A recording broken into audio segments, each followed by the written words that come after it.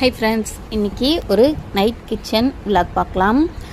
இன்றைக்கி வந்துட்டு Wednesday night dinner preparation பண்ணுறது தான். காரமாக உரப்படையும் தேங்காய் சட்னியும் நல்லாயிருக்கும்.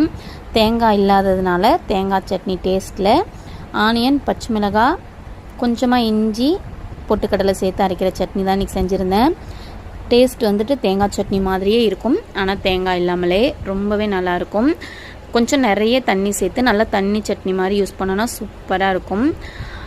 காலையிலேயே மாவு அரைச்சி ஃப்ரிட்ஜில் எடுத்து வச்சுட்டேன். அதுக்கு ஒரே ஒரு பெரிய வெங்காயத்தை நல்லா நைஸாக சாப் பண்ணிக்கிட்டேன்.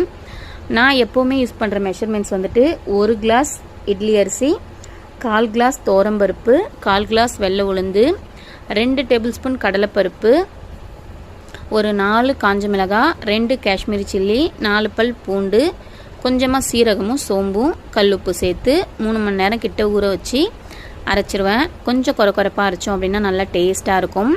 இப்போது சட்னி ரெடி பண்ணியாச்சு. சட்னி தாளிச்சிட்டு அந்த பக்கம் வந்துட்டு நைஸாக அரிஞ்ச வெங்காயமும் சோம்பும் தாளித்து கொட்டிட்டேன்.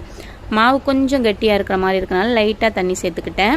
நல்லா மெலிசாக ஊற்றி கிறிஸ்பியாக எடுத்தோம் அப்படின்னா நல்லா சூப்பரான உரப்படை ரெடி. இந்த அடைக்கி தேங்காய் சட்னி அப்படி இல்லைன்னா அவியல் வச்சா நல்லாயிருக்கும்.